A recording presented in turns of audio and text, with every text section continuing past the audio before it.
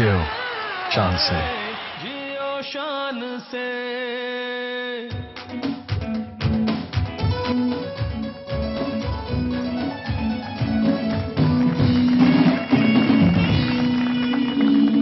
अस्सलाम वालेकुम। और आइए ज़रा अपने उसी रिवायती अंदाज में एक दफ़ा गुड मॉर्निंग कहते हैं।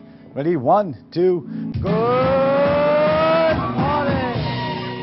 Yes that's very good morning. और आज मैं बात करना चाह रहा हूँ कि हर आदमी जो है वो चेंज की बात करता है कि मुल्क में चेंज आना चाहिए, उसकी सियासत में चेंज आना चाहिए, उस बाकी चीज़ों में चेंज आना चाहिए। जो 10 15 20 साल से जो प्रॉब्लम्स चल रही हैं वो ख़त्म होना चाहिए।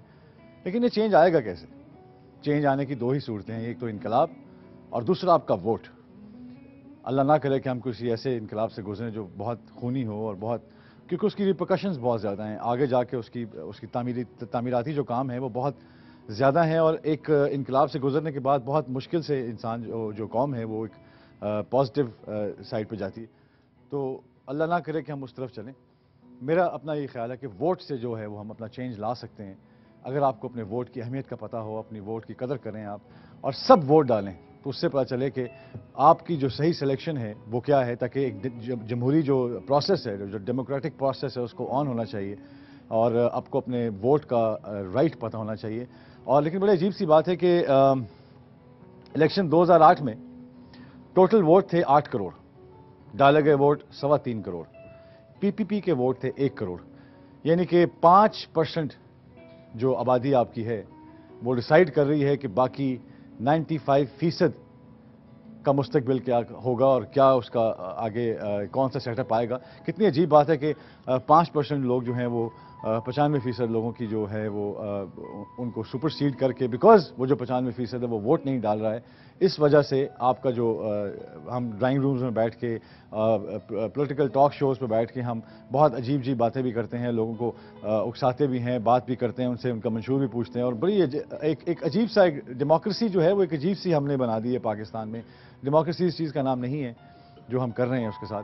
मेरे ख्याल में डेमोक्रेसी उस चीज़ का नाम है जब हम सब अपना वोट डालें, अपना राइट जो है उसको एक्सप्रेस करें, ताकि एक जमहूरी अमल शुरू हो और एक मुल्क में एक ऐसी जमात आए जो जमहूरी अमल से आए और आपके वोटों से आए, ताकि आप उसके बारे में ये ना कह सकें कि ये क्या हो रहा है, ये किस तरह होगा। और जमहूरी जमातों के लिए बहुत ज़रूरी है कि वो आपको कन्विंस करें और जो जमहूरी सेटअप है उसके ऊपर वो बात करें, अपोजिशन के ऊपर बात करें और अपना मंशूर बताएं कि वो आवाम के साथ क्या सलूक करना चाहते हैं, आवाम के साथ क्या वो मैंडेट लेके कि किस चीज़ पे वो आना चाह रहे हैं, किस तरह वो आवाम को रिप्रेजेंट करना चाहते हैं, कैसे उनके मसले ख़त्म करना चाहते हैं।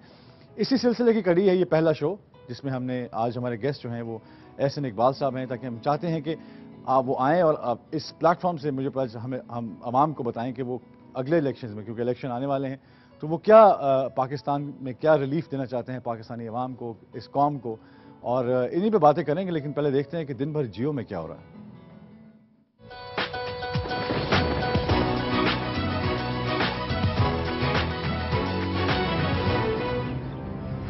आज कौमी असेंबली और सेनेट का इजलास जारी रहेगा। रवां सेशन में अकलियतों की मखसूस नशिस्तों में इजाफे, तौहीन अदालत और जजेस की बेवाओं की पेंशन से मुतल्लिक बिल लाए जाने का इम्कान है।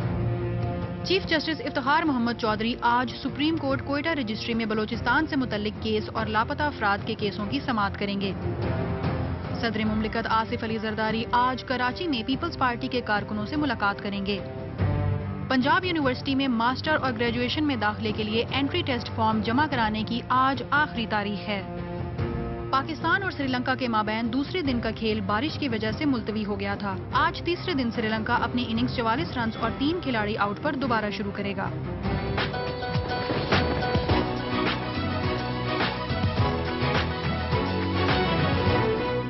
जी निशान कैसे? ये देखा बिल्कुल ठीक ठाक। आपने देखा कि दिन भर जियो में आज क्या क्या हो रहा है। और जी कल बिल पेश किया गया था जो दोहरी शरीयत का, वो मंजूर कर लिया गया कौमी असम्बली में। शिकवार मंजूरी होगी। गो के नून लीग ने आज, बल्कि एहसन इकबाल साहब भी आएंगे, उनसे पूछेंगे, उन्होंने मुखालिफत तो काफ़ी की लेकिन वो फिर भी पास हो गया। एग्जैक्टली वो पास। तो ये ज़रूर जानना चाहेंगे क्योंकि किस तरह इस प्रोसेस को ऑन किया जाता है जबकि अपोजिशन जो है इसके अगेंस्ट है, तो अपोजिशन का क्या रोल है इसमें, वो ज़रूर हम जानना चाहेंगे।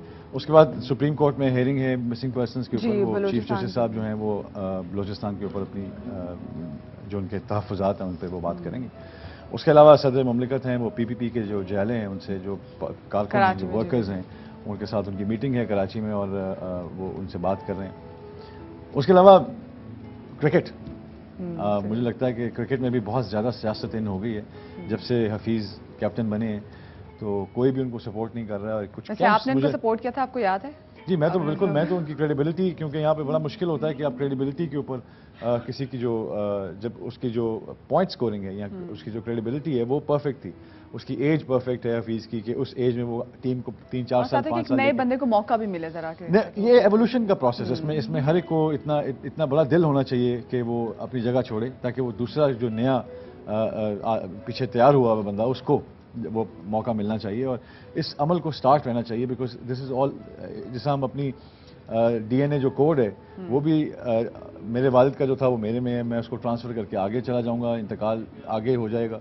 तो इस तरह ये अल्लाह मियाँ का निज़ाम है कि आपने जिस जगह आते हैं, जिस जगह आपको भेजा जाता है, उससे आप दूसरे प्रोसेस में आगे ऑन होते हैं।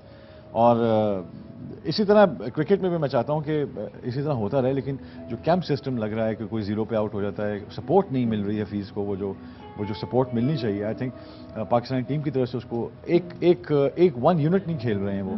सो आई थिंक इस वक्त सबसे अच्छी बात है वो ये है कि पाकिस्तानी टीम के लिए सबसे जो मुफीद बात है वो ये है कि बस वो ये दुआ करें कि बारिश होती रहे, कि बारिश होती रहेगी तो वो बचते रहेंगे, और बारिश नहीं होगी तो हमारे सामने वाइट वॉश जो एक जैसे सीरीज कहा जाता है। लेकिन पता नहीं, अब अल्लाह खैर करे कि ये जो मामलात हैं ये ख़त्म हो। सियासत जो मुल्क के हर कोने में फैलती जा रही है, आहिस्ता आहिस्ता इदारों में, आहिस्ता आहिस्ता पार्टीज़ में, उसके बाद हुकूमत में, उसके बाद होते होते वो बिल्कुल सीप डाउन कर जाती है आम आवाम के अंदर। आम आवाम भी एक दूसरे के साथ बहुत सियासी हो गए हैं, बड़े सियासी जवाब देते हैं एक दूसरे को, अंदर पेनिट्रेट कर चुकी सोसाइटी के अंदर तक, और बाकी जितने भी इश्यूज वगैरह बनते हैं। तो इतना जो मदिया कह रही कि जो पेनिट्रेट कर चुकी हैं ये बातें, जो आवाम की जो हैं कोई हल्के बन गए हैं, धड़े बन गए हैं, छोटे छोटे ग्रुपों में हम तकसीम हो चुके हैं। बहुत सी इन बातों पे बात करेंगे, लेकिन एक ब्रेक लेते हैं और ब्रेक के बाद वापस आते हैं। Don't go away, will be right back after this break.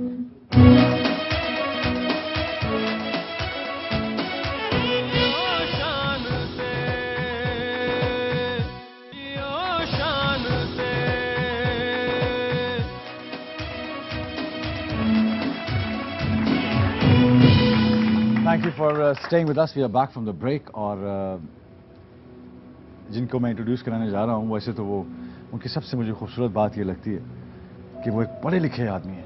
मुझे उनकी बहुत ये अच्छी बात लगती है क्योंकि जब वो गुफ्तगू करते हैं तो मुझे उनकी गुफ्तगू से ये अंदाज़ा होता है कि कौम को एक ऐसे रोल मॉडल्स की ज़रूरत होती है जो अपनी एजुकेशन और अपने मेरिट के बेस पे आएँ, ना कि किसी फैमिली की बेस पे आएँ या सियासी के बेस पे आएँ। उनका एक अपना जो एक वर्कमैनशिप है वो बहुत खूबसूरत है।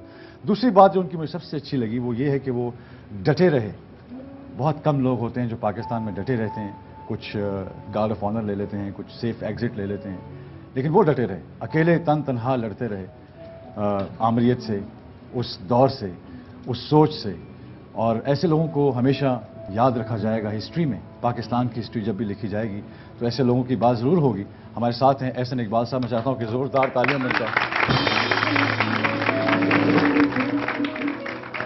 Sir, thank you very much. आपने आज बड़ी हमारे रिक्वेस्ट पे आपने यहाँ आने की हमें ऑनर किया है, आप आए हैं। बिकॉज मैं आपकी जो एजुकेशन और माइंड है और जो आपका जो हौसला है और जो जज्बा है, मैं उसको खराज तहसीन ज़रूर पेश करूँगा। बिकॉज आप जैसे लोग होते हैं जो मोरल हाई करते हैं आवाम का, कौम का। एक पैकेज है, वो उसको देखते हैं। Let's go and watch that package. जियो शान से। एहसन इकबाल 28 सितंबर 1958 को लाहौर में पैदा हुए। इब्तिदाई तालीम कराची और सरगोदा से हासिल करने के बाद गवर्नमेंट कॉलेज लाहौर और university of engineering and technology से डिग्रियां ली। फिर आला तालीम के गर्ज से वॉर्टन स्कूल ऑफ बिजनेस में दाखिला लिया। उन्होंने हार्वर्ड और ऑक्सफोर्ड यूनिवर्सिटी से भी कई कोर्सेज किए। बाकायदा सियासत का आगाज 1980 में इस्लामी जमीयत तलबा के प्लेटफॉर्म से किया। फिर 1988 में मुस्लिम लीग नून में शमूलियत इख्तियार की। अब तक पार्टी के लिए खिदमात सर अंजाम दे रहे हैं। 18 फरवरी 2008 के इलेक्शंस में एहसन इकबाल हल्का NA 117 में रिफत जावेद जावेद और इब्न सईद चौधरी को भारी अक्सरियत से हराकर दूसरी बार कौमी असम्बली के मेंबर बने। मियां नवाज शरीफ के दूसरे दौरे हुकूमत में एहसन इकबाल ने पाकिस्तान प्रोग्राम 2010 के वजीर की हैसियत से हल्फ उठाया।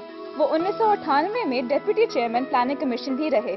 2009 में चंद माह के लिए वजीर तालीम भी मुकर्रर हुए और आजकल एहसन इकबाल मुस्लिम लीग नून के डिप्टी सेक्रेटरी जनरल की हैसियत से काम कर रहे हैं।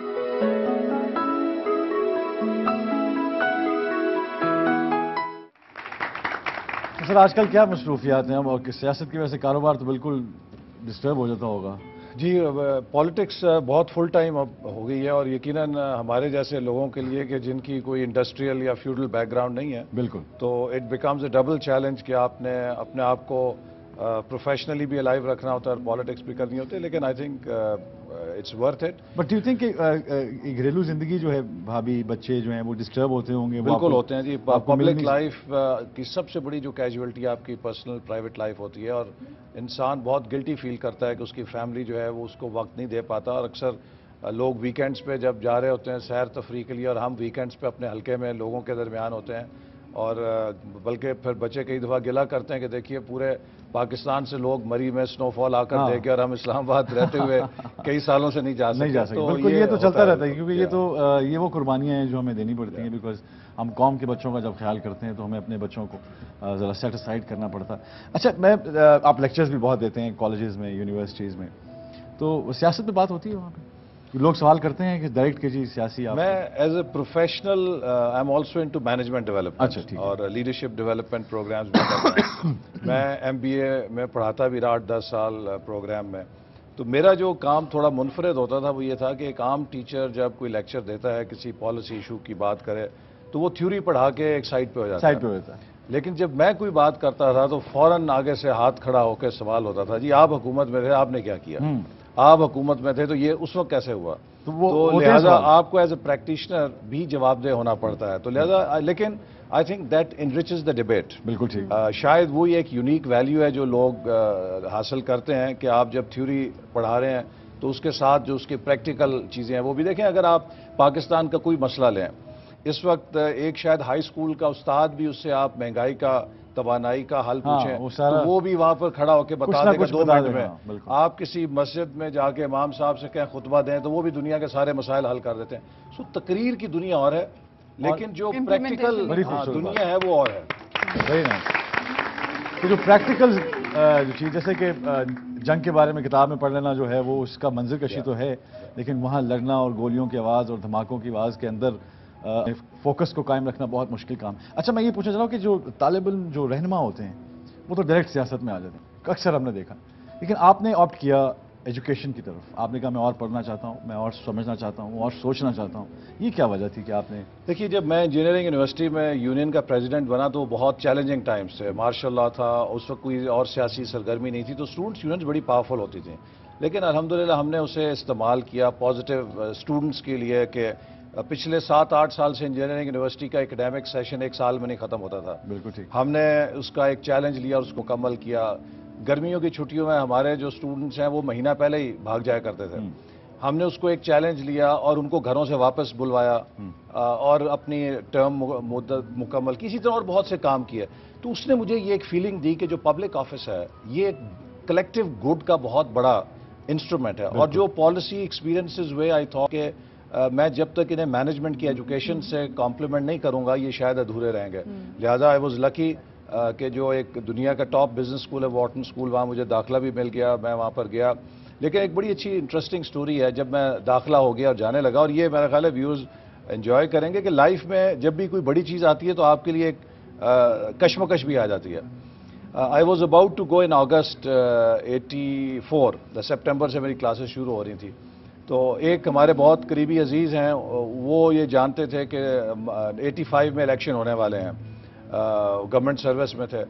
तो वो आए, आके उन्होंने मुझे कहा कि हम अपने डिस्ट्रिक्ट में एक प्लानिंग कर रहे हैं कि वहाँ इलेक्शंस की, तो आपके लिए एक MPA की सीट निकलती है और 200% पक्की है। बड़ी मुश्किल तो आपने अगर सियासत करनी ही है तो हियर इज़ एन अपॉर्चुनिटी कि आप ये MPA की सीट ले लो और ये इलेक्शन ना छोड़ो, वरना तुम एक दफ़ा इलेक्शन छोड़ गए तो फिर ये खला पुर हो जाता है, फिर तुम्हें बड़ी मुश्किल होगी। तो मेरे लिए बड़ी एक आजमाइश हो गई कि एक तरफ एजुकेशन है اور ایک طرف جو میں نے آ کے بھی جو کام کرنا ہے مجھے گھر آ کے اس طرح مل رہا ہے. تو میں نے پھر انہیں یہ کہا دیکھیے اگر اللہ تعالیٰ نے ایم پی اور ایم این اے میری قسمت میں لکھا ہے تو وہ میں 35, 40, 45, 50 سال کسی عمر میں بن سکتا ہوں. لیکن if I let go this education opportunity now, بڑی اچھی یہ دوبارہ مجھے نہیں ملے گی. بہت خوبصورت بات. تو I went for education. سر اس کے بعد بلکہ جب آپ واپس آئے تو ایم پی کی جگہ آپ کو ایم این اے آپ الیکٹ ہوئے تو لیکن اس کے بعد جب آپ واٹن بزنس اسکول میں پڑھے تو کیونکہ ایک یو ای ٹی سے پڑھے پھر وہاں گئے پھر اس کے بعد واپس آ کے آپ کا ذرا کچھ موڈ کسی دوسری طرف نہیں گیا کہ پالیٹکس کی طرف نہیں جاؤں گا کسی اور طرف؟ Why politics? دیکھیے میں آ کے تو کچھ دیر میں نے پروفیشنل کام کیا بیکاز آئی وانٹیڈ کہ اپنے جو ایکسپیرینسز ہیں ان کو ذرا بالکل انسان یہ ناپختہ بھی نہ رکھے اور اپنی تعلیم کو بھی آزمائے. اور پھر میں نے 1-2 جابز کی کارپوریٹ سیکٹر میں, اس نے مجھے بڑا اچھا تجربہ دیا. بلکہ جو واپس آ کے ایک میں نے جاب کی اس کے اوپر لمس کے اندر ایک کیس اسٹڈی بھی ہے ایک ٹرن اراؤنڈ کے اوپر. لیکن چونکہ جب میں اپلائی کر رہا تھا واٹن میں تو ان کا ایک ایڈمیشن ایسے میں یہ کویسچن تھا کہ آپ 10 سال بعد کیا کرنا چاہیں گے. تو میں نے یاد ہے کہ 83 میں جب میں نے اپلائی کیا تھا اس میں لکھا تھا کہ ان 10 ایئرز میری خواہش ہے کہ میں اپنے ملک میں جا کے تھرو پبلک آفس اپنے ملک کو سرو کروں.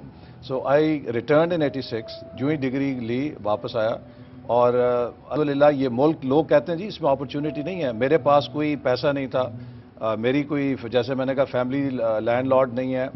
بائی شیئر ڈینٹ آف اللہ کی مہربانی, my education and my parties opportunity جو اس نے لیڈرشپ نے نواز شریف صاحب نے انکریج کیا, I am where I am today. I mean you know الحمدللہ پاکستان میں ہر کوئی اگر محنت کرے, ہر کوئی اپنی کوشش کرے تو 93 کے اندر with in 7 years I was elected as member of national assembly which I thought I would be in 10 years. ایک بریک لیتے ہیں اور بریک کے بعد واپس آتے ہیں اور دیکھتے ہیں کہ ہم اور کیا کیا پوچھیں گے.